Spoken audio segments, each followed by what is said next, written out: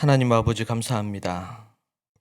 우리가 무엇이간데 이토록 사랑하시고 허물과 죄로 죽었던 인생을 버려두지 않으시고 우리를 택하시고 만세전에 택하셔서 때가 되어 우리를 불러주시고 주님을 알게 하시며 한 몸을 이루어 몸된 교회로 예수님을 머리로 두고 살게 하신 이 은혜가 얼마나 큰지 다시 한번 감사드립니다.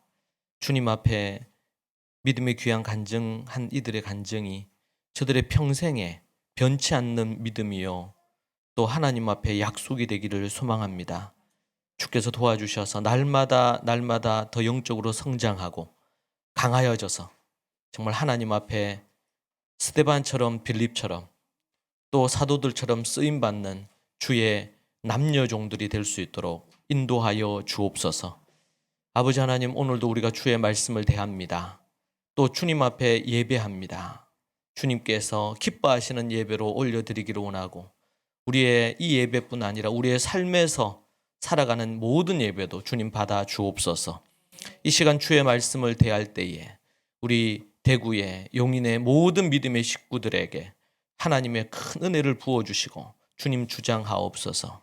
예수님 이름으로 기도합니다. 아멘. 네. 오늘 함께 하나님의 말씀은 요한계시록 10장 8절에서 11절 말씀을 함께 보도록 하겠습니다. 요한계시록 10장 8절에서 11절 말씀입니다.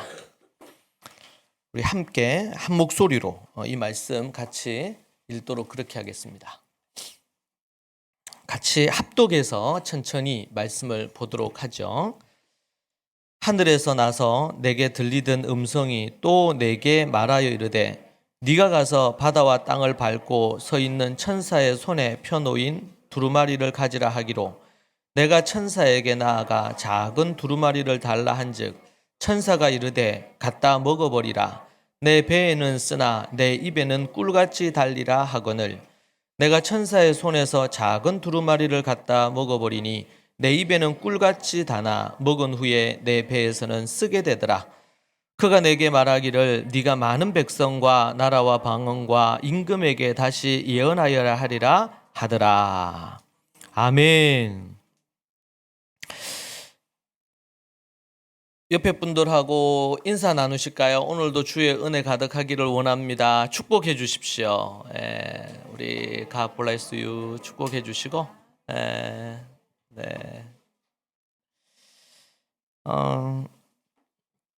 오늘 우리가 보고 있는 지금 현재 계시록 10장 말씀은 이제 하나님께서 종말의 때, 재림의 때에 어떠할지에 대해서 미래 예언 보고서입니다.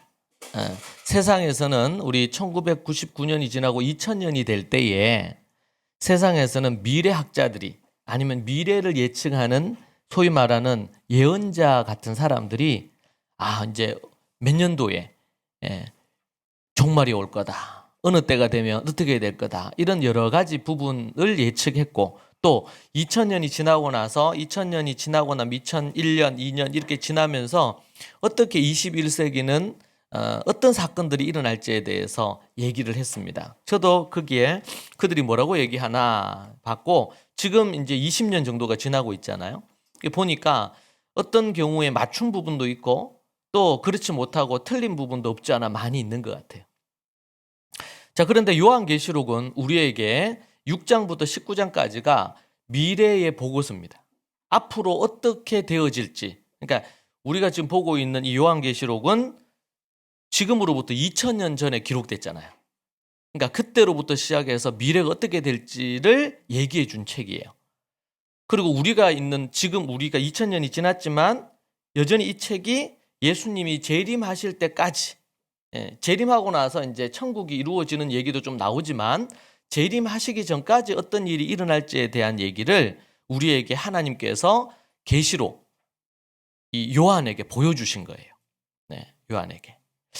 자, 그런데 여기서 우리가 요한계시록을 볼 때 한 가지 잘 이해를 해야 될 것은 어떤 게 있냐면 요한계시록은 하나님이 환상을 보여주셨는데 요한이 그것을 본 거죠. 그리고 나서 이걸 기록을 했어요. 그리고 우리에게 지금 주어져 있어. 그러니까 여기서 이제 한 가지 우리가 생각할 것은 요한이 본 거예요. 요한이. 예, 요한이. 예. 요한이 봤어요. 우리가 본 게 아니고. 그 요한이 본 것과 우리가 본 것이 어떤 차이가 있어요? 크게는 시간적인 간격이 있어. 2000년. 그러니까 2000년 전에 무언가를 봤어. 예를 들면 불과 유황과 연기가 올라오더라. 뭐 재앙이 내렸는데. 자, 그런데 그게 진짜 연기도 있고 또 뭐가 있어요? 유황도 있고 불도 있을 수 있죠. 네. 자, 그런데 만약에 지금 요한이 본 그것이 표현을 요한계시록에서 표현한 것이 정확한 사실적인 표현을 했는가? 아니면은 요한이 본 관점에서 이걸 표현을 했는가에는 차이가 좀 있어요. 하나님이 어떤 걸 보여주셨는데 요한이 자신이 이해하고 있는, 예를 들면 하나님이 미래에 일어날 일을 비행기를 보여주셨다. 그러면은 요한 입장에서는 비행기를 봤어요, 못 봤어요? 못 봤잖아요. 그러니까 비행기라고 표현을 못 하겠죠. 제일 비슷한 게 뭘까요? 네? 뭐라고 표현을 할까요, 이게? 독수리 같은 것이 뭐 이렇게 표현을 할 수 있겠지. 새 같은 것이 어떻게 됐다 이렇게 표현할 거예요, 그죠?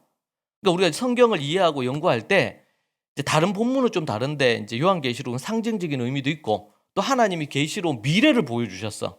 네? 미래를. 그러니까 지금도 그렇잖아요. 우리가 지금 예를 들면 3000년, 지금 2020년인데 3000년대에 일어날 미래를 우리가 봤다. 그러면은 이해가 안 되는 게 너무 많겠죠. 하나님은 그런데 시간을 초월해, 공간도 초월하고. 그래서 로켓을 요한에게 로켓을 보여줬을 수도 있고, 요한에게 뭐야? KTX를 제가 SRT를 타고 왔는데, SRT를 보여줬을 수도 있겠죠. 근데 요한 입장에서는, 이게 동영상처럼 보였어요. 그러니까 엄청 빠르게 슉 지나갔어. 근데 이거를, KTX, 이렇게 얘기는 안 할 거 아니에요. 뭔가 엄청 빠르다, 이게.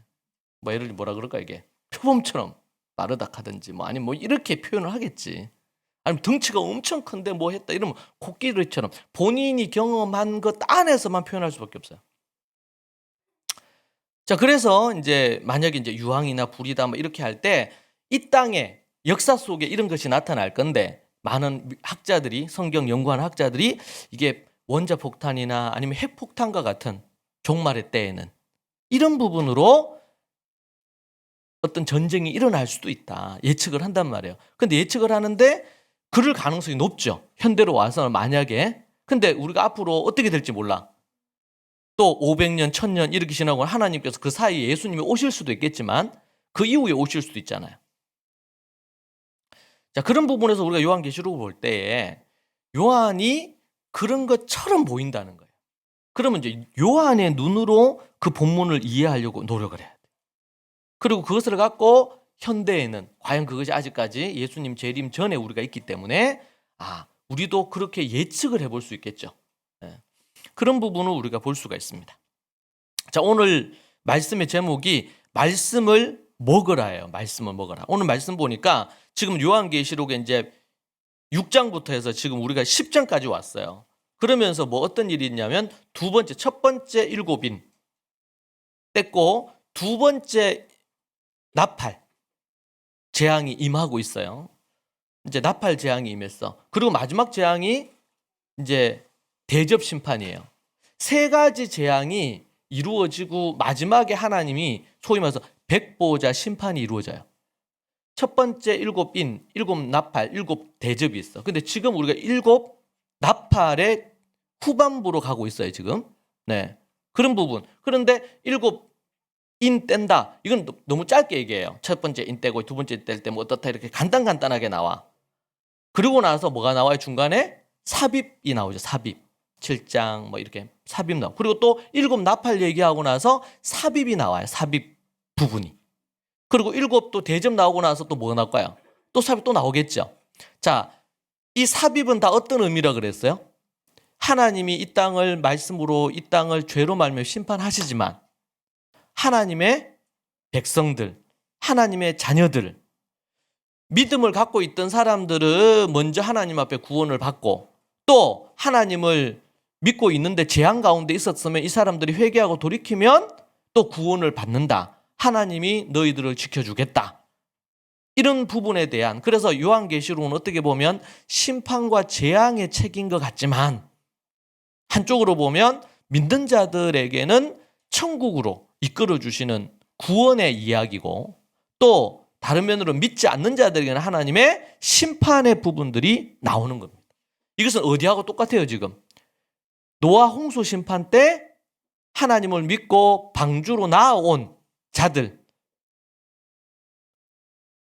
노아가 몇백 년 동안 말씀을 선포했죠. 회개하고 방주로 오라고. 예수님 믿고 회개하고 방주로 오세요. 그런데 지금 미쳤다고, 지금 이렇게 해가 쨍쨍하고 계속 우리 선조 때부터 날이 이렇게 한 것처럼 이렇게 오는데 비가 와서 산이 잠기고 다 죽는다? 말도 안 된다 이거는. 응? 저 노망 들었나? 미쳤나? 이렇게 얘기했단 말이에요. 조롱했어요. 자, 그런데 비가 오면서 잠기기 시작을 해서 방주로 나왔지만 더 이상 문이 닫혀서 열리지 않았어요. 소돔과 고모라도 똑같죠.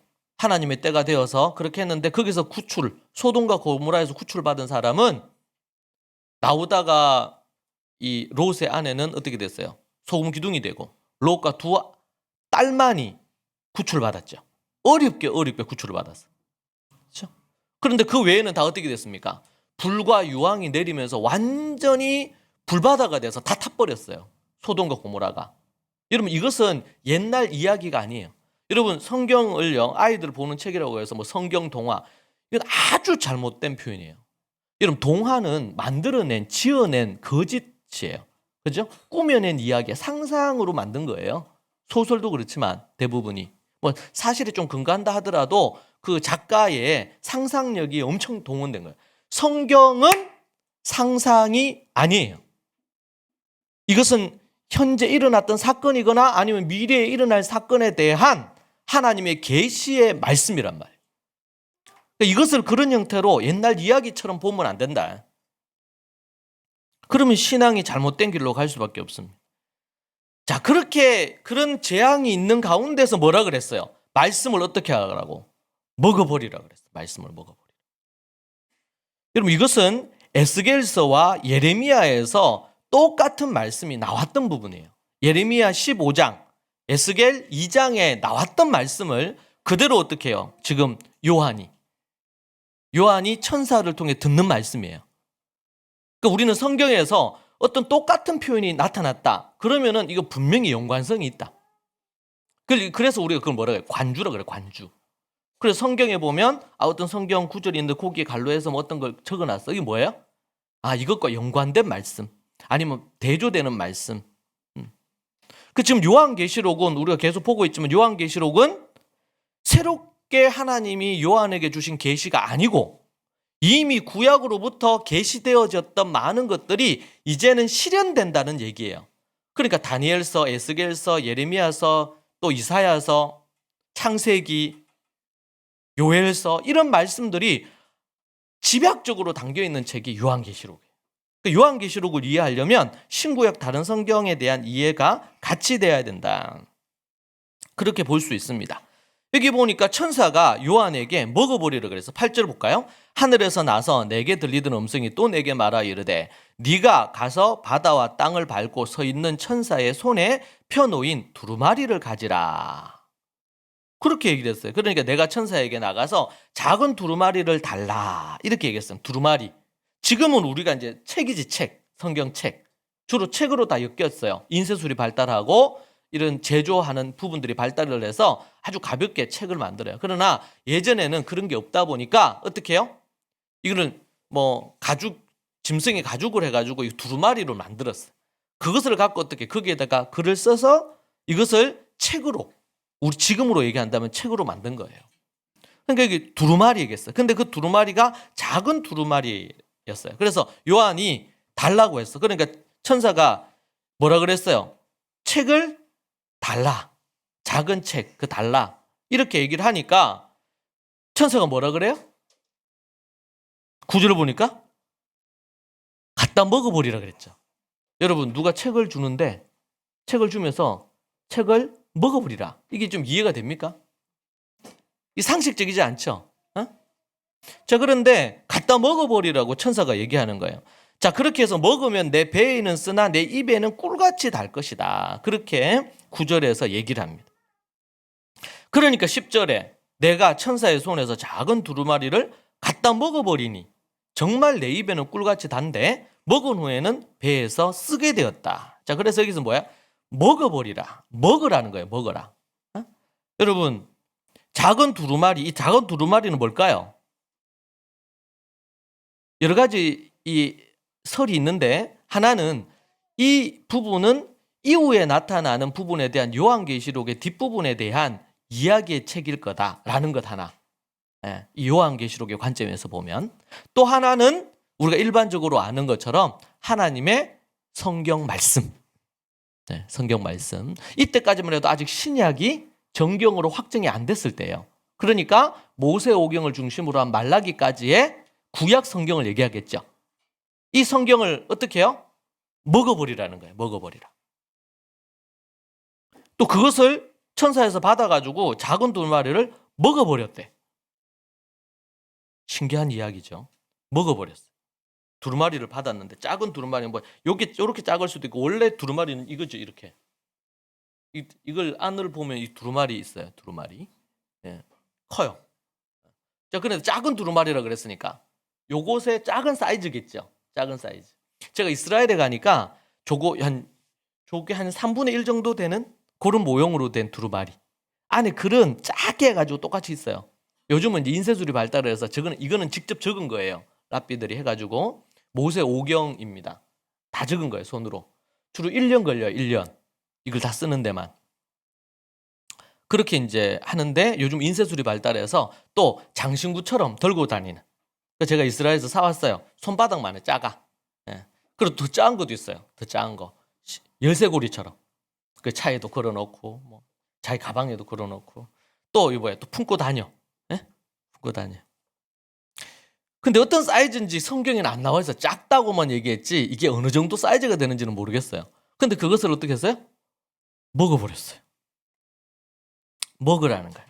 자, 먹으라는 이 표현은요. 이 말은 다르게 표현하면 완전히 소화해서 내 것으로 만들어라는 뜻입니다. 예레미야 15장 16절에서 이 부분에 대해서 언급해주고 해석해주고 있어요. 그러니까 완전히 소화해서 뭐가 되게 한다? 예. 체내화 시켜가지고 이게 우리가 음식을 먹으면은 음식을 먹어버리잖아요. 음식을. 그죠? 음식을 먹으면 야채나 뭐 이런 걸 먹으면 단백질 뭐 이런 여러 가지의 요소가 있잖아요. 그런 것들이 몸에 들어가서 우리의 몸을 유지해. 그죠? 과일을 먹으면 과일이 또 들어가서 먹을 때는 이게 이 덩어리를 먹지만 이게 해서 소화가 되고 위나 장으로 내려가서 다 소화가 돼서 그게 다 뭘로 바뀌어요? 예? 다 이게 우리의 에너지원으로 다 바뀌잖아. 그리고 노폐물들은 장을 거쳐가지고 이렇게 해서 이제 우리가 또 변으로 나가 또 이게. 그러면서 우리의 몸이 계속 먹는 것으로 우리의 몸이 지탱이 되고 그리고 거기에서 좋은 이런 에너지 요소들 단백질뿐만 아니라 갖가지 많은 것들이 나와가지고 우리의 몸을 건강하게 만들죠. 그렇게 비유한 거예요. 이 말씀을 먹어버리는 것으로. 근데 말씀을 먹을 때 그냥 말씀을 먹고 쭉 해가지고 먹은 걸로 끝나는 게 아니고 말씀이 우리 안에 소화가 돼서 그것이 어떻게 돼요? 하나님의 그 말씀이 우리의 생각, 말씀은 우리의 영혼과 우리의 정신과 우리의 육체에 이게 에너지가 되게 하고 힘이 되게 만드는 거예요. 우리가 밥을 매일 세 끼를 먹어야 되듯이 하나님의 말씀도 그렇게 먹어야 될까요? 안 먹어야 될까요? 먹어야 돼요. 그래서 여러분 우리 신앙생활 할 때 주일이나 아니면 어떤 예배에 설교 한번 듣는 것으로 신앙생활하는 사람은 영적으로 이미 아사 상태에 있어. 곧 죽을 상태인 거예요. 그걸로는 안 돼. 여러분 일주일에 하루에 딱 한 번만 밥 먹는다 생각합시다. 그럼 어떨까요? 네? 모르겠어요. 이번 주에 한번 해볼까? 오늘 집에 가서 딱 한 끼 먹고 그리고 나서 일주일 다음 주일날 만날 때까지 안 먹어보죠. 네?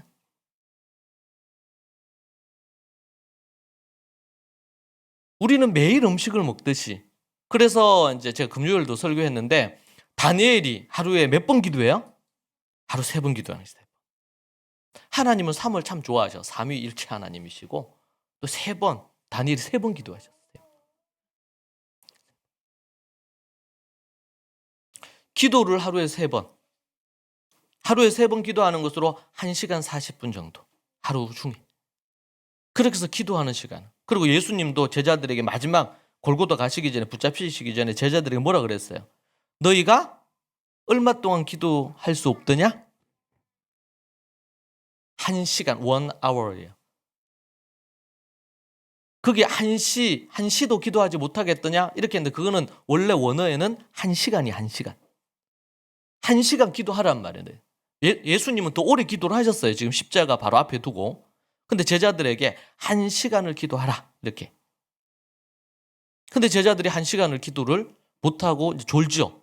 육신이 약해서 졸아. 그러니까 예수님 뭐라 그래요? 너희가 깨어 근신하여 기도하라. 그렇게 하지 않으니까 제자들이 어떻게 됐어요? 그때 기도를 안 했어요, 얘네들이. 그러니까 이제 예수님 잡으러 올 때에 칼 들고 베드로는 귀 잘라버리고 그리고는 다 그때 도망갔죠. 깨어 근신하여 정신을 차리고 있어야 되는데 지금 환란의 때가 온단 말이에요. 지금 요한계시록을 통해 우리는 미래가 결코, 저는 막연히 20년 전에 21세기가 되면 2000년이 되고 그러면은 제가 태어나서 이 땅에 사는 동안 뭐 큰 전쟁이 뭐 아프가니스탄 이런 데서 일어나긴 했지만 큰 전쟁이 없었잖아요. 그리고 기독교 박해가 그렇게 크게 없었어요. 제가 태어나서 사는 날 동안에. 그래서 저는 21세기도 그냥 좀 밝은 미래일 거라 생각을 했어요. 그런데 요한계시록을 보니까 어때요? 미래는 결코 긍정적이지 않아요. 분명히 문명은 발달할 겁니다. 그런데 사람들의 생각과 사회와 많은 부분들은 결코 미래가 밝지 않아요. 먹어버려야 돼요. 뭐를요? 말씀을 먹어버리라는 거죠. 지금 재앙이 넘쳐나고 있고 수많은 이런 재앙으로 많은 사람들이 3분의 1씩 죽고 이런 일들이 일어나는데 그때에도 뭐 해야 돼? 하나님을 믿는 사람들, 그리고 아직 믿지 않는 사람들에게 복음을 전해서 그 사람들이 뭘 하도록? 이 말씀을 뭐 하도록? 먹어버리도록 만들어야 된단 말이에요. 이것을 예수님이 승천하시기 전에 뭐라고 제자들에게 얘기했어요? 너희는 가서 모든 민족으로 제자를 삼고 아버지와 아들과 성령의 이름으로 뭐라고요? 세례를 베풀고 내가 너희에게 분부한 모든 것을 가르쳐 지키게 하라. 먹어버린다는 말의 다른 표현은요, 먹어버린다는 것은 요한에게는 먹어서 어떻게 해야 돼요? 사람들에게 이것을 기록해서 가르쳐야 돼요. 먹어가지고 내 것으로 돼서 하나님이 이렇게 말씀하셨어, 이 정도가 아니고 하나님이 이렇게 말씀하셨는데 우리가 이렇게 살아야 돼. 아주 강력하게. 먹어버린 자의 선포는요, 그렇게 해야 돼요. 근데 예수님이 그걸 어떻게 표현하셨냐? 너희는 가서 모든 민족으로 제자를 삼으라. 그리고 내가 내게 분부한 것을 가르쳐 지키게 하란 말이에요. 가르쳐 지키게 하는 것까지. 그래서 구약과 초대교회 성도들, 그러니까 구약으로부터 내려와가지고 아브라함 이후로, 그리고 초대교회 예수님 당시, 그리고 예수님으로부터 믿은 교회 예루살렘 초대교회, 이들까지의 부분에 있어서 말씀을 먹는 방법이 뭐냐? 제가 이제 그걸 갖고 이스라엘도 가고 뭐 미국의 이 이스라엘 유대인들 출신들 교회도 가고 이렇게 하면서 쭉 지난 10년 동안 연구해서 결론을 내서 정리를 한 게 말씀의 8가지래요. 8가지. 말씀의 8가지. 그 이전에 말씀의 삶을 사는 거예요.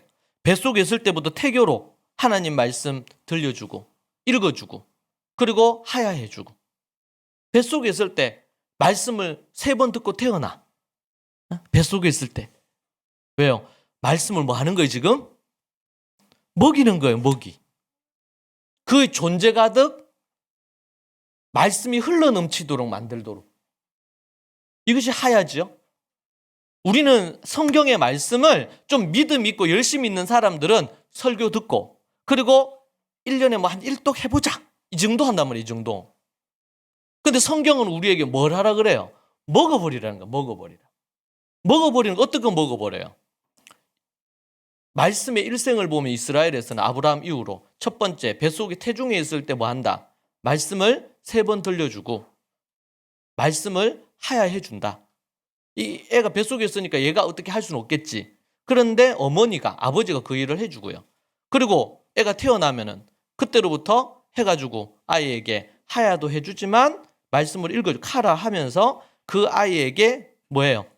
이제 성경을 스스로 읽을 수 있도록 알파벳을 가르쳐요. 2살, 3살 때. 왜? 읽어야 되니까 스스로. 계속 옆에서 해줄 수는 없잖아, 애한테. 그러니까 스스로 읽을 수 있도록 말씀, 알파벳을. 그러니까 알파벳을 배우는 이유는 우리나라로 얘기하면 가나다다, 뭐 이런 게 기역, 니은, 디귿, 리을 이렇게 하는 것은 얘가 똑똑한 애가 돼가지고 앞으로 훌륭한 대학에 가고 좋은 대학 가고 이렇게 하기 위해서 교육시키는 게 아니고 하나님의 말씀을 읽도록 하기 위해서. 이게 다른 겁니다. 크리스찬들에게 있어서. 그죠? 그런 부분에 대한. 또 그러고 나서 그 아이가 이제 4살 때부터는 본격적으로 말씀을 창세기부터 시작해서 하야를 시켜요. 그리고 이때부터 이제 연구도 같이 조금씩 합니다. 하부루트 하죠? 네, 아이와 질문하는 거예요. 네? 예를 들면 오늘 본문 말씀 같은 경우에는 오늘 본문에 보니까 천사가 요한에게 뭐라고 말씀을 두루마리를 어떻게 하라고 했니? 물어보는 거예요. 그러면 애가 뭐라고 얘기할까요? 네?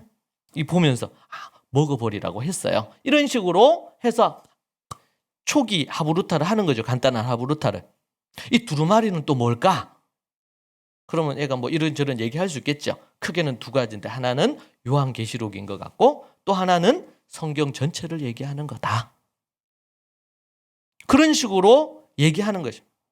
그렇게 하고 이제 초등학교 들어갈 유치원이나 초등학교 때부터 뭐 합니까? 하나님의 말씀을 하야하는 거, 말씀을 연구하는 것을 본격적으로 이제 시작을 하는 거예요. 언제까지? 13살 때까지. 그렇게 해서 모세오경을 다 하야하고 또 성경을 연구하는 거예요. 구약 성경을 1차적으로. 그렇게 하고 나서 이제 13살이 되면 바로 밑지바를 합니다. 많은 사람들 앞에서 모세오경 중에 한 권을 택해가지고 하야, 외운 것을 쫙 읊고 그리고는 15분에서 20분짜리 첫 설교를 언제 하냐면 13살 때 합니다. 13살 때. 처음으로 하나님의 말씀을 가르치는 일을 13살에 해요. 그리고 나서는 그가 죽을 때까지 평생을 하나님 말씀 연구해서 가르치는 걸 하는 거예요. 예수님이 너희는 가서 모든 민족 제자 삼아서 말씀을 내가 내게 분부한 걸 가르쳐 지키게 하라 그랬잖아. 가르쳐 지키게 하라. 그것을 이스라엘 안에는 초대교회 안에는 아브라함 이후로 어떻게 형성이 돼 있어요? 이게 뱃속에 있을 때부터 해서 나이 13살, 18살 될 때까지 이것을 그렇게 하는 방법이 이미 문화로, 습관으로, 그들의 전통으로 딱 자리를 한 거예요. 이게 여러분 이거 너무 중요해요, 이 부분. 나중에 제가 뒤에 이제 이게 컨텐츠와 또 이 인프라에 대한 얘기를 하려고 하는데 이것이 이제 컨텐츠에 속해요. 하나님이 아브라함에게 이스라엘에게 주신 말씀의 컨텐츠. 그건 뭐예요? 뱃속에 있을 때부터 갖는 컨텐츠. 그리고 또 하나는 뭐예요? 말씀을 읽어야 되고 초대교회 성도들은 보니까 2번째는 말씀을 묵상해야 되고 시편 1편에 나오죠? 말씀을 묵상하는 거예요. 3번째는 말씀을 하야하는 거예요. 말씀을 중얼중얼 해가지고 이것을 외워지게 만드는 거예요. 존재 가득 채우는 거죠. 요 3가지 먼저 읽고 묵상하고 하야하는 거. 묵상이라는 히브리 원어가 뭐라 그랬어요? 중얼중얼 읊조리다. 말씀을 중얼중얼 읊조리는 거예요. 말씀을 중얼중얼 읊조리다 보면 깨달음이 오는 거예요. 깨달음이. 그것을 붙잡는 것을 묵상이라 그래요. 하야는요. 그렇게 중얼중얼 하는 걸 반복하게 해서 여러 번 많이 반복해서 뭐야 이게 우리의 마음에 완전히 녹아내려져서 채워져 있는 거. 그래서 툭 치면 나오게. 네? 그냥 툭 치면 그 말씀이 나오게.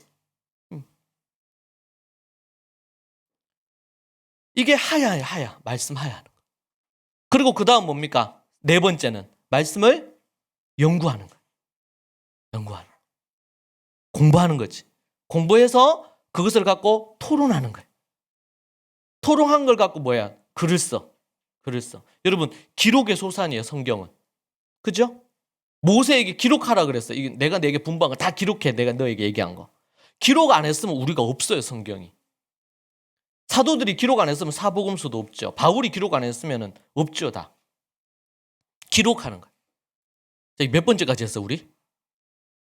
6번째. 그죠? 정리해 봅시다. 첫 번째는 읽고, 두 번째는 묵상하고, 세 번째는 하야하고, 네 번째는 연구하고, 공부하고, 다섯 번째는 토론하고, 여섯 번째는 네? 글로 쓰고. 네. 그러니까 혼자서 연구만 하면 안 돼요. 어떤 사람은 요한계시록을 어떤 분은 요한계시록 책을 쓰더라고요. 제가 또 자료를 보니까 이분은 요한계시록을 이해하기 위해서 산으로 간 거야, 산에 가서 산기도를 하면서 요한계시록을 이걸 하나님 앞에 깨달음을 얻으려고 산으로 간 거예요. 여러분, 산으로 가기 전에 뭐 해야 될까요? 역사적으로 나와 있는 성경적인 신학적인 역사적인 자료를 쫙 해가지고 연구를 먼저 하고 산에 가서 기도를 해야 돼. 그러니까 이걸 연구를 안 하고 또 역사 속 2000년 역사 속에 얼마나 요한계시록 때문에 고민한 사람들이 많았겠어요. 신학자도 있고 목사들도 있을 거 아니에요. 그들이 쓴 자료들도 귀중해요. 귀해. 그러니까 연구를 해. 공부를 해야 돼. 공부를 주로 안 하고 산에 가서 기도하면서 요한계시록을 읽다가 뭔가 계시를 받으려고 그래. 그런데 원어적으로 보면 틀려. 히브리적인 이런 이해의 바탕에서 보면 이게 틀린 거를 해석을 하는 거예요. 그래서 이단이 나오는 거예요. 요한계시록 갖고. 요한계시록은 산기도 가지고 그렇게 성경 해석할 게 절대로 아니에요. 66권이 다 그렇지만 뭐 해야 된다? 먼저 공부해야 된다. 공부하고 나서 토론 안 하고 혼자 공부만 해도 안 돼요. 그럼 왜골수적이 돼. 네? 왜골수적이 돼요.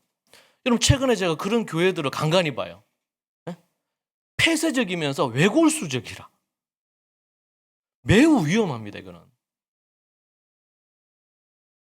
그래서 뭐가 필요해? 토론이 필요해. 하브르타 토론을 필요한 거야. 이게 그런가? 질문하고 묻고 답하고 이러면서 계속 뭐야? 하나님은 우리에게 이성을 주셨거든. 이성을.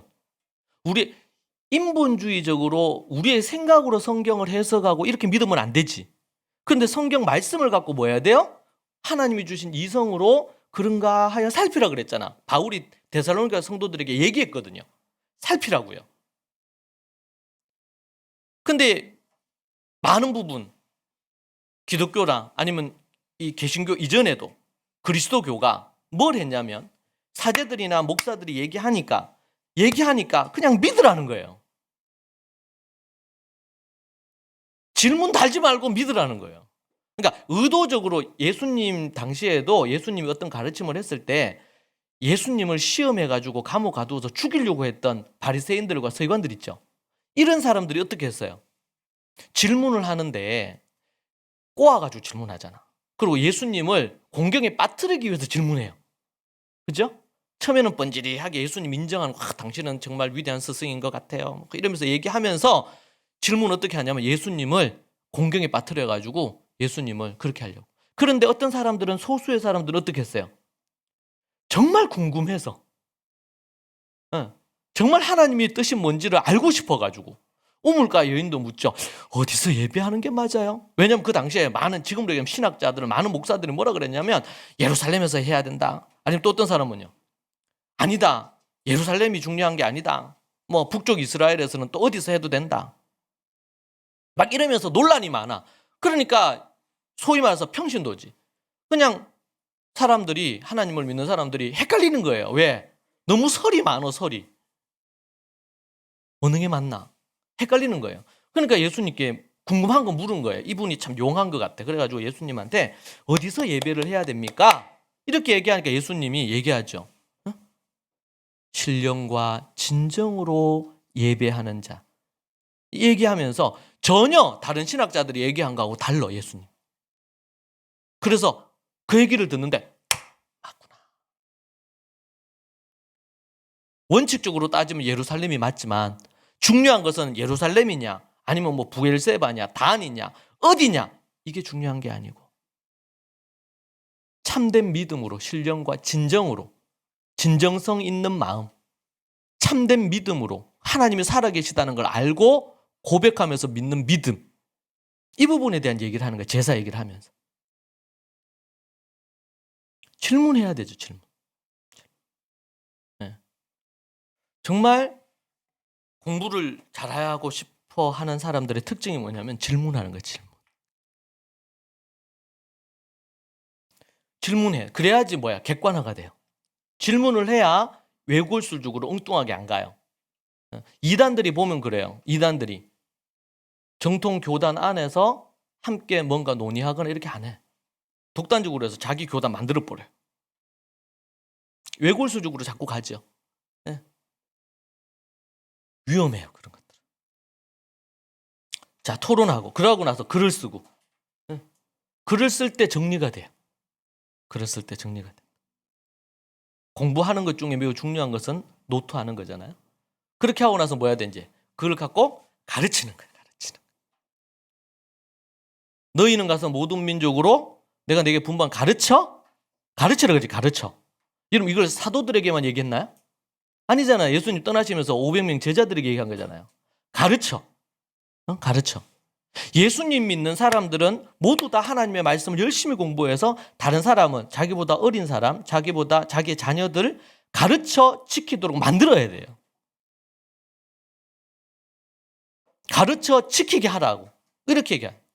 자, 그리고 이제 마지막 8번째가 뭡니까? 그 말씀대로 뭐 합니까? 지켜 행하는 거예요. 말씀 7가지 왜 해요? 읽고 뭐 하야하고 이런 거 묵상하고 연구하고 뭐 이런 거 왜 합니까? 토론하고 왜 합니까? 좀 더 똑똑해지라고 많은 걸 알아가지고 뭐 내가 지식 자랑하게 하려고? 아니에요. 벼가 익으면 고개를 숙이는 것처럼 많이 하나님의 말씀을 알면 알수록 어떻게 해야 돼요? 겸손히. 그래서 그리스도인들은 어떻게 살아야 되느냐? 겸손해야 됩니다. 그리스도인들은 막 이렇게 사람들한테 막 갑질하면서 막 이렇게 하면 안 돼요. 겸손해야 돼요. 친절해야 돼요. 또 하나는 겸손하고 친절하다는 것이 한국 사회 아니면 이 시대에는 어떻게 비춰지냐면 비굴하거나 좀 모자라거나 부족하거나 막 이런 걸로 생각해. 그래, 당당해야 된대. 겸손하지만 당당해야 됩니다. 겸손하지. 이 대표적인 인물이 요셉이죠. 요셉 알죠? 요셉. 네. 우리 하은이 한 명만 아는 거 봐. 요셉인데 요셉 여러분 성경 찾아보실까요? 창세기 41장 말씀 한번 찾아봅시다. 41장. 이번 주 금요일 날 제가 이제 그 다니엘 6장을 갖고요 설교를 했거든요. 제가 설교하면서 제가 너무 은혜 받았어요. 여러 많은 분들이 또 은혜를 받으신 걸로 아는데 거기에 이제 다니엘이 보면 그랬어요. 겸손한데 당당했어요. 그리고 하나님을 부끄러워하지 않았어요. 오늘 요셉을 잠깐 보죠. 41장 14절을 볼까요? 창세기 41장 14절. 이에 바로가 사람들을 보내어 요셉을 부르매 그들이 급히 그를 옥에서 내놓은지라. 지금 요셉이 억울한 누명 쓰고 감옥에 갇혔어요. 그죠? 감옥에 갇혔는데 지금 바로가 꿈을 꿨는데 거기에 있는 꿈을 해몽하는 그리고 최고의 이런 신하들이 꿈을 해몽을 못하는 거예요. 보통 다 해몽하는데 근데 해몽을 못해. 그런데 거기 있는 관원장 중에 하나가 뭐라 그랬어? 내가 감옥에 있을 때 꿈을 기가 막히게 해석하는 히브리인이 있더라. 히브리 청년이 있더라. 그 얘기를 듣고 애굽에서는 아무도 해석을 못하니까 부른 거죠. 요셉을 옥에서 내놓은지라. 요셉이 곧 수염을 깎고 그 옷을 갈아입고 바로에게 들어가니 바로가 요셉에게 이르되 내가 한 꿈을 꾸었으나 그것을 해석하는 자가 없더니 들은즉 너는 꿈을 들으면 능히 푼다고 하더라. 여기서 뭐라 그랬어요? 너는 꿈을 들으면 능히 푼다 하더라. 이렇게 얘기했어요. 그러니까 지금 요셉은요 노예로 17살에 팔려와가지고 그리고 노예로 생활을 하다가 정말 열심히 생활했어요. 그렇게 해서 이제는 보디발에게 눈에 들어가지고 이제는 좀 뭔가 좀 펼 줄 알았어. 그 집에 총무가 돼가지고 다 종들을 관리하면서 인정을 받으면서 노예 출신이지만 그렇게 이제 딱 했는데 갑자기 이 보디발의 아내가 요셉을 유혹하면서 요셉은 또 하나님을 믿기 때문에 가까이 하지 않았죠. 2명을 뒤집어 씌워가지고 자기를 급탈하려고 했다고. 자기를 지금으로 하면 성폭행하려고 했다고. 그렇게 해가지고 감옥에 들어갔어요. 그렇게 해서 나이 30이 된 거예요. 감옥에서 오랜 세월을 보내면서 근데 요셉을 변호해 줄 사람이 없네. 그렇게 해서 있다가 지금 이제 나오게 된 겁니다. 그리고 이제 바로 앞에 서가지고 바로가 얘기한 거예요. 네가 꿈을 능히 해몽한다고 하는데 나에게 꿈을 해몽해 다오. 그러면 여러분은 어떻게 하겠어요? 에? 옳다구나. 기회가 왔다. 이 꿈을 해몽해 주면은 감옥에서 내가 탈출할 수 있지 않겠는가? 그렇겠죠? 그럼 뭐 해야 돼요? 먼저 일단 계약서를 작성을 해야 돼요. 예, 제가 꿈을 해몽해 드릴 테니 제가 이러이러해서 제가 감옥에 갇혀 있는데 꿈을 해몽해 주신다면 저를 감옥에서 풀어주실 수 있겠습니까? 네. 그럼 오케이 하면 각서를 써주시죠. 각서 이제 쓰고 도장 찍고 뭐 이렇게 해야 되지 않겠어요? 그리고 꿈을 해몽하고 그러면 약간 좀 더 딜을 해야지. 감옥에서 나오는 것뿐만 아니고 억울하게 감옥에서 살았는데 그럼 뭐예요? 저기 최소한 뭐 얼마를 주십시오. 최소한 뭐 1억을 달라든지, 에? 뭐 이런 딜 할 법한데 16절을 같이 보시죠. 같이 읽읍시다. 시작. 요셉이 바로에게 대답하여 이르되 내가 아니라 하나님께서 바로에게 편안한 대답을 하시리이다. 요셉이 그 얘기를 딱 듣고 나서 다른 얘기 안 하죠. 내가 아니라 바로는 얘기해서 너가 꿈을 들으면 능히 푼다고 하는데 너가 지금 요셉에게 집중했어요. 모든 포커스가 요셉에게 맞춰졌어요. 신하들도 그렇고 모든 이들이 요셉이 꿈푼대. 근데 요셉은 뭐라고 얘기합니까? 내가 아니라 하나님께서 왕의 바로에게 편안한 대답을 주실 것입니다. 할렐루야. 여러분 이게 믿는 자들의 모습이에요.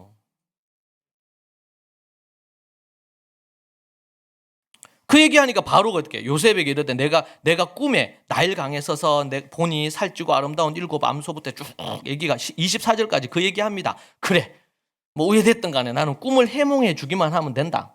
뭐 니든 하나님이든 간에 그렇게 하면서 얘기를 쭉 했어요. 그러니까 25절을 또 보시죠. 25절 같이 읽습니다. 요셉이 바로에게 아뢰되 바로의 꿈은 하나라. 하나님이 그가 하실 일을 바로에게 보이심이니이다. 여기도 보니까 뭐라 그래요? 요셉이 이 꿈은요 이런 의미예요. 이러면서 쭉 설명하면 되는데 그렇게 하지 않고 바로의 꿈은 하나인데 하나님이 당신을 통해서 하실 일을 바로에게 보이시는 겁니다. 여기도 뭐라고 해요? 들어보니 이 꿈 쉽습니다. 내가 풀어드리지요. 이렇게 얘기를 하고 싶지 않겠어요? 사람이 자기를 드러내고 싶지, 에? 자기를 과시하고 싶지, 내가 뭔가를 한 것을 드러내고 싶잖아요. 심지어 목사들 중에서도 자기를 드러내는 목사들도 많죠. 신학자들도 많고 예수님 안 믿는 세상은 더더욱 많죠. 어떤 일이 있고 그럼 어떻게든 내 공이 얼마나 큰지, 에? 내가 뭘 했는지, 내가 얼마나 기부하고 돈을 얼마나 내가 냈는지, 내가 또 에너지를 얼마나 써서 아니면 내가 아이디어를 어떻게 냈는지. 이 시대는 무조건 자기 과시 시대예요. 자기를 어필해야 돼. 근데 요셉은요, 두 번째 얘기를 하잖아요. 뭐라 그랬어요? 하나님이 그가 자기가 하실 일을 지금 왕의 꿈으로 보여주신 것입니다. 여기도 주어가 누구예요? 주어가? 누가 주어예요? 하나님. 하나님이 그가 하실 일. 내가 아니고 하나님이 꿈을 해몽해 주실 것입니다. 여러분 그리스도인들에게 있어서 주어는 하나님이 돼야 됩니다. 어떤 사람들이 이렇게 얘기합니다. 제가 예전에도 얘기했죠. 야고보서를 보면서 은혜를 받아 제가 설교했던 내용. 내가 1년 후에 어디에 가서 지금으로 얘기한다면 1년 후에 어디에 모퉁이에 그 코너에 내가 월세를 계약을 해서 거기에서 내가 어떤 A라는 상품을 비즈니스에서 장사를 해서 대박을 터뜨리겠다. 1년 후에. 그렇게 해요. 그러니까 뭐라 그랬어요? 그게 아니고 주께서 원하시면 그게 1년 후가 됐든 2년 후가 됐든 3년 후가 됐든 지금 당장이 됐든 주께서 원하시면 내가 하리라. 이게 크리스찬의 고백이고 이방인, 안 믿는 사람, 불신자들의 고백은 뭐야? 내가 1년 후에 어디서 어떤 프로젝트로 어떤 비즈니스로 내가 성공하리라. 인간은 내일을 알지 못해요. 인간은 당장 우리 앞을 알지 못합니다. 문제는 주께서 이걸 원하시느냐? 주께서 원하시느냐? 주께서 원하시면 고 가는 거고, 주께서 원하지 않으면 모두가 다 찬성하고 대박 난다고 해도 가면 안 돼요, 절대로. 왜? 우리는 주의 노예입니다. 우리는 하나님을 주인으로 섬기는 종이에요. 종에게서 가장 중요한 건 뭡니까? 주인이 뭘 원하시느냐. 주님이 뭘 원하시느냐. 그래서 우리가 구약이든 신약이든 예수님과 하나님, 성삼위 하나님을 얘기할 때 뭐예요? 주 우리 하나님, 주 예수 그리스도, 주 성령께서 우리 주인이시란 말이에요. 주인. 여러분, 이것이 믿음의 출발입니다. 여러분, 그렇게 할 때 주님이 우리를 책임지시는 거예요. 지금 오늘 요셉 보세요. 요셉이 자기 인간적인 지혜라는 이름으로, 이스라엘에서는 지혜라는 이름으로 자꾸 자기 그거를 해. 예? 자기 잔머리를 굴린단 말이에요. 지혜라는 이름으로. 성경이 얘기하는 지혜는 그런 지혜가 아닙니다. 지혜롭게 어떻게 해야 돼? 지금 바로 이 애굽에서는 태양신이요. 태양신을 믿어요. 이 국가 자체가. 종교 국가입니다. 애굽이. 그리고 태양신의 아들이 누구예요? 바로지요. 바로. 예? 바로가 태양신의 아들이라. 그러니까 출애굽할 때 안 보내는 거예요. 너희 하나님께 예배하라고 나가라고 했다고? 웃기지 말라는 거예요. 왜? 너희들이 믿는 여호와하고는 비교가 안 되는 태양신을 우리 이집트는, 애굽은 믿는단 말이죠. 근데 거기에 굴복을 내보내면은 그건 전쟁에서 지는 거하고 똑같아요. 그러니까 못 내보내는 거예요. 이 부분. 그러니까 이걸 알고 있는 요셉이면 그 뭐라 그래요? 아무 말 하면 안 되지. 제가 꿈을 해몽해 드리겠습니다. 이 정도면 충분했어요. 근데 그렇게 하지 않고 내가 아니라 내가 믿는 여호와 하나님께서. 이 꿈은 하나님이 왕에게 하나님이 원하시는 뜻을 보여주시는, 앞으로의 미래를 보여주실, 최소 14년 동안 이루어질 일을 보여주신 것입니다. 그러고 나서 26절부터 31절까지 꿈을 해몽해 줍니다. 32절. 바로에게 꿈을 2번 겹쳐 꾸신 것은 2번 꿨단 말이에요. 하나님이 이 일을 정하셨습니다. 하나님이 속히 행하시리이다. 꿈이 지금 뭐와 관련되어 있다는 거예요? 누구와 관련되어 있어요? 하나님과 관련되어 있어요. 하나님이 이 일을 행하시려고 한다는 거예요. 지금 요셉이 누구로 충만합니까? 하나님으로. 요셉이 하나님뿐만 아니라 하나님의 영이신 성령님으로 충만한 거예요. 그러니까 바로의 꿈을 딱 듣는데 하나님의 관점으로 꿈을 해몽하지. 그리고 자기에게 꿈을 해몽하면은 많은 사람들이 와, 저 요셉 대단하다. 어떻게 저럴 수가 있나? 와, 대단하네. 이렇게 요셉에게 모든 초점을 가는데 처음부터 딱 차단하잖아요. 처음부터. 내가 아니고. 나는 하나님이 이 꿈을 해몽하게 해주셔서 내가 말할 뿐이고 내가 아니고. 사랑하는 여러분, 여러분들이 나를 드러내기 시작할 때 사단의 종이 되는 것입니다. 사단은 그걸 유혹하는 거예요. 뱀이 하와를 유혹했잖아요. 어떻게 유혹했어요? 네가 이걸 먹는 날에는 네가 뭐가 된다고? 하나님이 된다고. 하나님이 된다고. 요셉에게도 사단이 말하지 않았겠어요? 이 위기 가운데서 네가 이 꿈을 기가 막히게 해몽을 해주면 네가 좋은 자리 한 자리 안 주겠냐? 그런데 오직 처음부터 끝까지 요셉이 얘기한 것은 하나님이. 그럼 우리의 자녀를 어떻게 키워야 될까요? 자기가 잘나서 좋은 대학 가고, 자기가 잘나서 똑똑해서 성공하고, 자기가 잘나서 비즈니스 했는데 대박이 나고, 이렇게 해서 자기가 드러나는 사람이 되기를 원할까요? 원하나요? 그러면 안 된단 말이에요. 하나님이, 내가 아니라 하나님이 이 일을, 나를 높이시는 분은 하나님이셔야 돼요. 내가 나를 높이면 망해요. 나를 높이면 안 돼. 나는 십자가 뒤로 물러나고 주님을 높일 때 주님이 나를 높여주시는 거죠. 예수님이 십자가에 달려 죽으시니까 죽으셨어요. 부활은 누가? 예수님이 갑자기 무덤에서 팍 차고 나오시더니만 내가 부활했다 이렇게 한 게 아니잖아. 하나님이, 성경에 보면 하나님이 죽으신 예수님을, 십자가 예수님을 살리셨단 말이에요. 이게 하나님의 능력이라고 얘기를 해요. 하나님의 능력이 예수님을 살리신 거예요. 심지어 예수님도. 그래서 이 땅에 예수님 계셨을 때 정말 겸손하셨죠. 언제 그날과 그 시가 언제인지 나도 모른다. 나도. 아들인 나도 모른다. 하나님만 안다. 이렇게까지 얘기하시잖아요. 제자들이 오늘 이 동네에서 어제 이 동네 와서 딱 말씀 전했는데 뭐 사람들의 반응이 기가 막힌데 오늘 여기 머무십시다. 그러니까 예수님이 새벽에 딱 기도하시고 나서 뭐라고 했어요? 하나님께서 다른 곳으로 가라 하신다. 사람의 말을 들은 것도 아니시고 지금 이 분위기상 지금 이 동네에 좀 머무시면 예수님 좀 더 좋고 여기 머물러 있으면서 사람들이 예수님한테 막 먹을 것도 갖다 주고 필요한 후원금도 주고 이렇게 해서 막 돌아다니시는데 돈이 필요하잖아요. 그러실 법한데 바로 그 다음날 새벽에 기도하시고 떠나십니다. 다른 곳으로. 이유는 뭐예요? 예수님이 가고 싶어서 간 거예요? 그게 아니고 하나님이 가라 하셨기 때문에.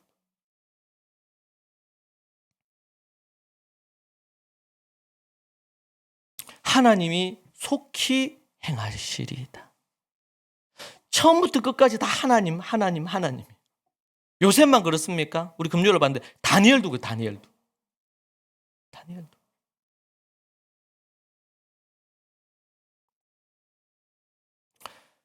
그럼 우리는요, 지금 어떻게 보면 한국 사회는 어디 가서 목사라고 얘기하는 것이 불편한 시대가 됐어요, 이제는.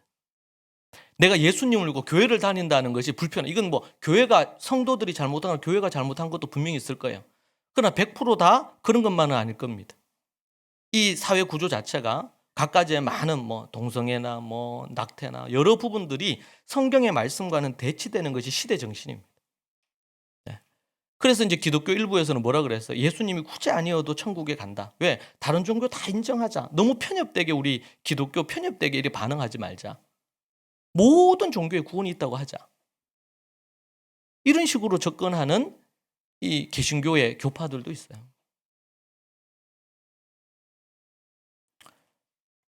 우리는 하나님께서 뭐라고 하셨느냐? 여기에 우리는 초점을 두고 믿음을 갖고 나아가야 될 줄로 믿습니다.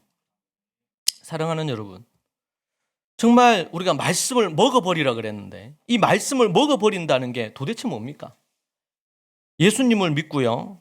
우리가 신앙생활을 이렇게 하는데 예수님 믿고 나서 신앙생활 하면서 교회를 10년, 20년, 30년 이렇게 다녔는데도 신앙의 성장이나 변화가 일어나지 않는 경우들이 너무 많아요. 또 우리 교회 와서 우리 몇몇 우리 성도님들이 자기가 신앙생활 10년, 뭐 20년 했다. 그렇게 하는데 복음이 이런 건지 몰랐다. 정말 이 말씀이 이런 건지 몰랐다.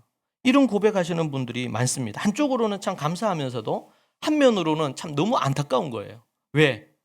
교회를 그렇게 오래 다녔는데 신앙생활을 그렇게 오래 했는데 심지어 최근에는 어느 목사님 만났는데 목사님이 구원의 확신이 없어. 복음이 뭔지에 대해서 정리가 안 돼 있으시더라고요. 여러분, 우리가 살고 있는 시대가 지금 이런 시대가 되어가고 있습니다. 너무나 왜곡된 가르침들이 많아요. 예를 들면 이런 거죠. 앞에서 얘기한 말씀의 8가지를 초대교회는 했어요. 그런데 여러분, 우리가 알다시피 종교개혁이 일어날 때 그때 여러분 성경을 읽고 해석하고 이렇게 할 수 있는 권한은 누구에게만 있었어요? 사제들에게만 있었습니다. 사제들에게만. 신부들에게. 지금으로 얘기한다면 목사들에게만 있다고 주장을 한 거예요. 그렇죠? 근데 그게 언제부터 그렇게 됐습니까? 4세기 때부터 그렇게 됐어요. 4세기 때부터. 그런데 그 전에 가면은 예수님 당시 사도들 시대에는 그때는 어땠어요?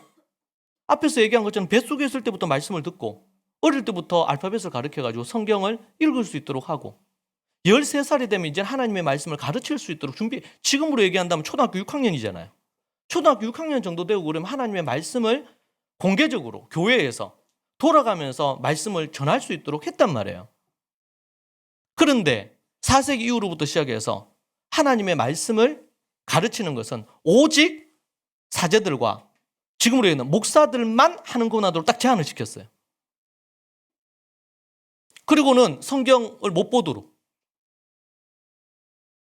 여러분 그렇습니다. 어느 나라든 어느 조직이든 이 백성들이 무식해야 쉽게 이끌거든요. 내가 시키는 대로 하란 말이에요. 뭐 토론 이런 거 없어요. 그냥 지시가 내려오면 따르는 거예요. 그런 조직 같은 경우에는 아주 폐쇄적이죠. 미래 발전성이 없는 조직입니다. 그런 조직은.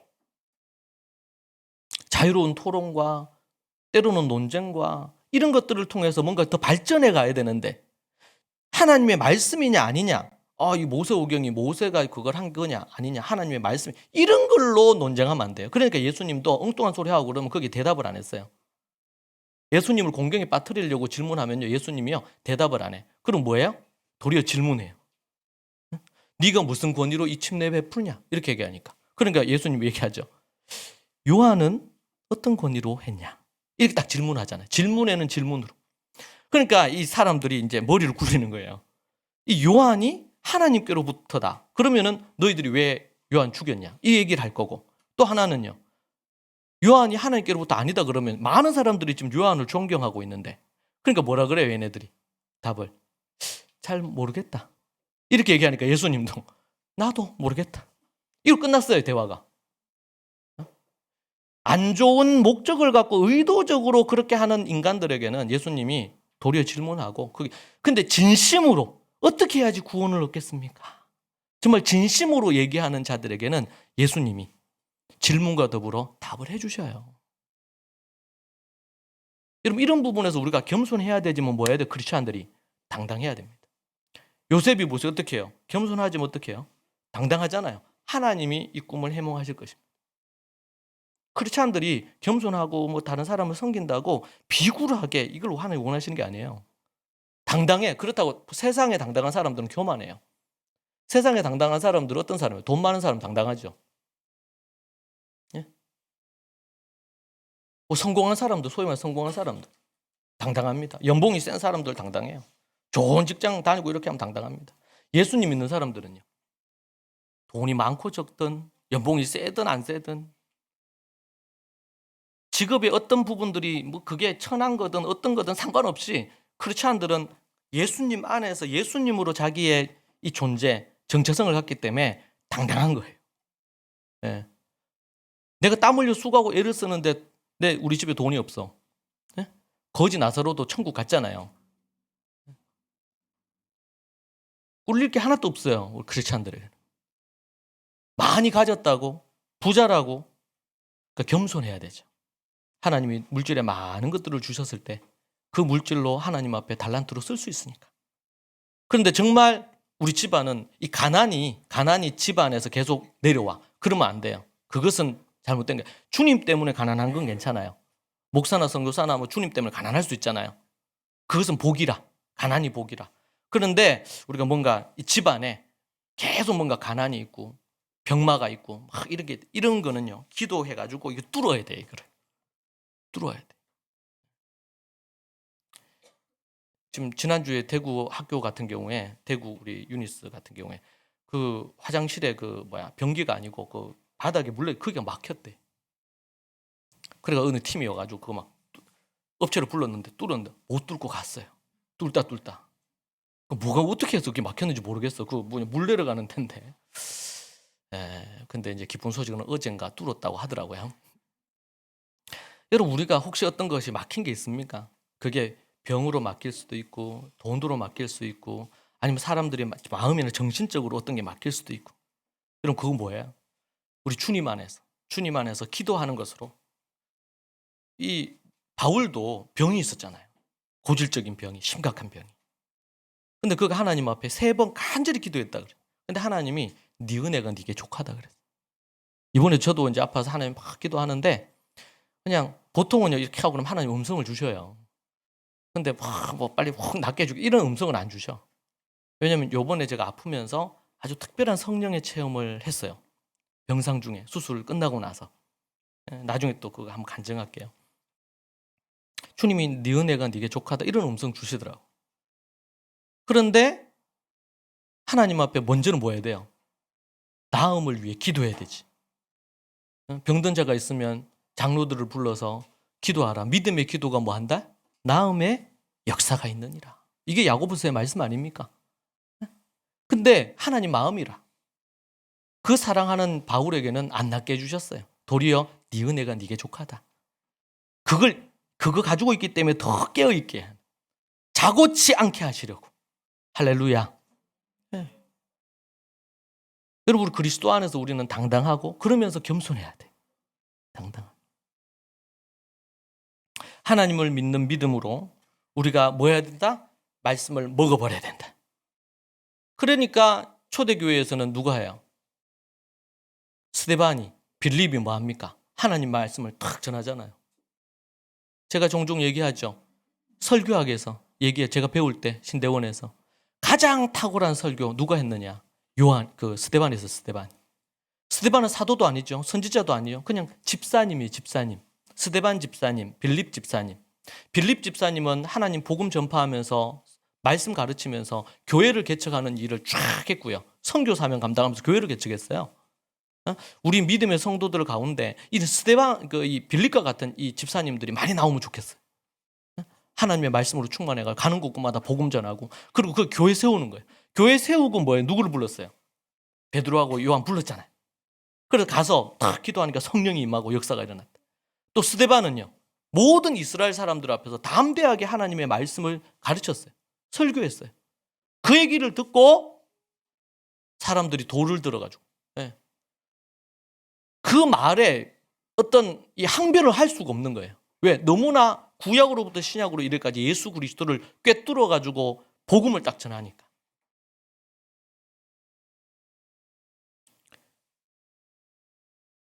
여러분, 목사들에게만 말씀을 연구하고 가르칠 권한이 주어진 게 아니고 모든 그리스도인들은 하나님의 말씀의 8가지를 통해서 말씀을 전하고 가르칠 책무가 있습니다. 그렇지 않기 때문에 교회를 10년, 20년, 30년을 다녀도 성령의 능력을 덧입지 못하고 말씀의 능력을 덧입지 못하고 분별하지 못하고 이단으로 넘어가거나 사이비로 넘어가거나 아니면은 심지어 자신의 생각과 감정과 자기를 못 다스릴 뿐만 아니라 자녀들을 믿음으로 일으켜 세우지를 못하는 거예요. 왜? 능력이 없으니까. 그 능력이 어디로부터 옵니까? 말씀과 기도밖에 없어요. 이 2가지예요. 첫 번째 말씀이에요. 여러분, 말씀의 8가지를 우리의 삶에 해야 돼요. 처음부터 8가지 다 못하면 조금씩 해야 됩니다. 말씀을 먹어버리는 작업해야 됩니다. 여러분, 지난 한 주간 말씀을 먹으셨습니까? 하루 종일 지나면서 여러분 바쁘고 우리 얼마나 바쁘게 살아요, 인생을. 그런데 그 24시간 중에서 우리가 말씀을 10분, 20분, 30분 할 시간을 못 내잖아요. 말씀을 먹어야 됩니다, 여러분. 말씀을 안 먹고 그렇게 살면 사단의 밥이 돼요. 제가 그래서 우리 홈스쿨도 그렇지만 학교 그거 하고 그러면서 아이들 유니스 하면서 무조건 2교시까지 2시간은 말씀으로, 고3까지 말씀으로. 말씀이 약해지면 사단이 틈타게 돼 있고 사단이 틈타게 돼 있으면 자기가 살아나게 돼 있습니다. 그러면서 죄를 범하면서 심각한 문제들이 인생에 생겨요. 가정의 문제도 생기고 개인적인 내면의 문제도 생기고 자기 비즈니스에도 문제가 생기고 직장에도 문제가 생기고 문제가 생기게 돼서 안 생긴다 그러면 하나님이 그를 버린 거예요. 말씀을 먹지 않는데 하나님의 말씀으로 살아갈 수 있는 힘이 없다면, 저는 한국 교회도 그렇지만 세계 유럽이 왜 무너졌습니까? 유럽의 교회가 다 문을 닫았어요. 그 화려했던 기독교 역사가 1000년이 넘었는데 왜요? 말씀이 없습니다. 말씀이. 제가 독일도 그렇고 유럽에 가서 집회를 이렇게 해보면 말씀이 없어. 말씀이. 더 이상 교회에서 설교를 안 합니다. 성경을 갖고 설교를 안 해요. 그러니까 그곳에서 모든 악한 것들이 다 해가지고 전 세계에 퍼지는 거예요. 오직 말씀입니다. 말씀. 초대교회에는 스데반 집사님이 말씀을 가르치는 일도 하고 이런 일을 다 했는데, 교회에서는요 말씀 가르치는 건 목사만 한 거예요. 목사. 공적인 예배 외에는 말씀 가르치는 것도 없어. 매일 말씀을 묵상하고 연구해가지고 그걸 갖고 성도들끼리 서로 나누고 서로를 가르치고, 아버지 어머니들은 자녀를 가르치고, 하나님의 말씀이 하나의 세계관으로 기준이 돼 있어야 됩니다. 이게 없으니까 정치, 경제, 사회, 문화, 교육 모든 영역에서 크리스찬이라고 하는데 딴소리 하는 거예요. 정치인들의 50%, 국회의원도 50%가 크리스찬이잖아요. 그런데 교회는 다니는데 크리스찬 마인드가 없어요. 그러니까 하나님이 원하시지 않는 정책을 펴는 거예요. 주님이, 내가 아니고 주님이다. 요셉이 얘기한 것처럼 이렇게 나가야 되는데 내가 이거 이렇게 얘기했다가 정치 생명 끝나면 어떡하나? 끝나면 끝나는 거지. 요셉처럼 그냥 그렇게 얘기하고 나서 다시 감옥에 가도 상관없는 거예요. 왜? 하나님이 하셨다는 걸 드러내는 걸로 이걸로 성공한 거야, 인생이. 근데 사람 눈치 보고 복음 부끄러워하고 사람들 앞에서 내가 예수님 믿는다고 자신 있게 얘기도 못하고 심지어 성경책도 제대로 못 들고 다니고 부끄러워가지고 그렇게 해서 어떻게 능력 있는 삶을 사냐 말이에요. 왜 그런가? 왜 한국교회가 이렇게 되고 전 세계 교회가 이렇게 됐는가? 성경을 철저하게 공부하고 배워가지고 성경으로 세계관이 정립이 안 돼 있어서 그래요. 정체성이 안 만들어졌어. 정체성. 지금 다니엘도 그렇지만 요셉도 나이 30입니다. 이제 30 정도밖에 안 된 인물이에요. 그런데 당당하잖아요. 그리스도인으로서, 하나님을 믿는 사람으로서. 왜 그게 가능했어요? 하나님 말씀을 통해서 삶의 모든 영역에 기준을 잡은 거예요. 우리 다음 세대에게 어릴 때부터 말씀을 이렇게 철저하게 학기 중에도 교육하고 뭐 캠프를 통해서 교육하려고 하는 가장 큰 이유는 뭐냐면 하나님의 이 마인드로 세계관을 갖고 분명한 자기의 아이덴티티를 갖고 살게 하려고. 돈 좀 물려주고 공부 좀 대학 좋은 데 가게 하고 그러면 제가 잘 살 것 같습니까? 지금 이 시대에 좀 안타까운 일이지만 자살하거나 이렇게 하는 많은 이들이 그들이 돈이 없습니까? 명예가 없습니까? 뭐 똑똑하지 않았습니까? 주님이 필요한 거예요. 하나님의 말씀이 있어야 제대로 살 수가 있는 거죠. 그래서 우리 자녀들에게 다른 건 돈 물려주고 다른 건 물려주려고 하면 안 돼요. 하나님의 말씀 물려줘요. 그러면 시냇가에 심은 나무처럼 철마다 과실을 맺고 하나님 앞에 크게 쓰임을 받을 수가 있는 거예요. 천국 가서도 상급이 있고 착하고 충성되다 인정받을 수 있고요. 기도하십시다. 이 시간 잠시 우리 같이 한번 1분 정도 기도하시죠. 오늘 들은 말씀을 갖고 함께 하나님 앞에 기도하십시다. 정말 내가 어떻게 살고 있는가? 말씀을 먹어버리고 있는가? 말씀 안에 충만하게 살고 있는가? 이 시간 함께 같이 우리 한번 통성으로 같이 기도하겠습니다. 기도하십시다. 주여, 주여, 주여. 하나님 아버지 주님 붙들어 주시고 인도하여 주옵소서. 말씀이 없어 기갈하는 이 시대에, 말씀이 없어 무너지고 있는 이 시대에, 오 하나님 아버지, 우리 믿음의 성도들이 매일 하나님의 말씀을 붙들고 나와 하나님의 말씀의 사람들이 되어 가정을 말씀의 가정으로 세우게 하여 주시고, 사업체를, 모든 직장을 말씀의 위에 세우게 하여 주시고, 그러한 모습으로 섬으로 하나님께 칭찬 듣는 모든 자들이 될 수 있도록 주여 역사하여 주시고 인도하여 주시옵소서. 아버지 하나님 도와주시기를 간절히 바라고 합니다. 주여 역사하여 주옵소서. 스데반같이 빌립 같은 집사님들이 많이 나오게 하여 주시옵소서. 주여 도와주시옵소서. 인도하여 주옵소서. 사단의 모든 괴계가 끊어지게 하여 주옵소서. 악한 마귀 사단이 끊어지게 하여 주옵소서. 불순종과 아버지 하나님이여 음란함과 더러움과 모든 것들이 끊어지게 하시고 성령으로 충만하게 하나님 역사하여 주시며 도와주옵소서. 살아계신 하나님 아버지 감사합니다. 우리가 무엇인데 우리를 이토록 사랑하시고 우리에게 하나님의 말씀을 주셔서 이 말씀을 먹어버리도록 우리에게 허락하신 것 감사합니다.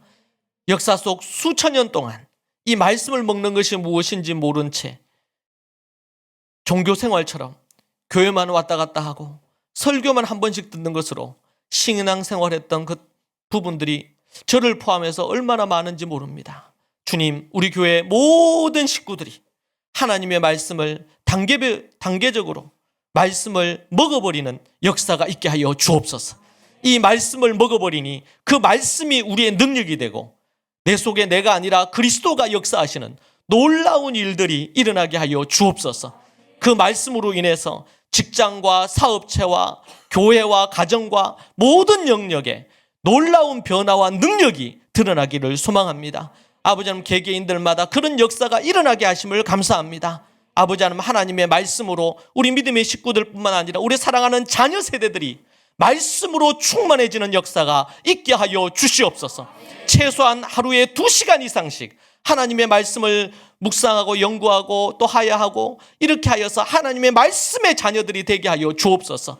부모 세대들은 하루에 30분이라도 1시간이라도 하나님의 말씀과 기도의 자리에 서서 주님 앞에 나아가며 부르짖을 수 있도록 도와주시옵소서. 말씀을 먹는 개인과 가정들이 되고 말씀을 먹는 우리 교회가 되기를 소망합니다. 예수님 이름으로 기도합니다. 아멘.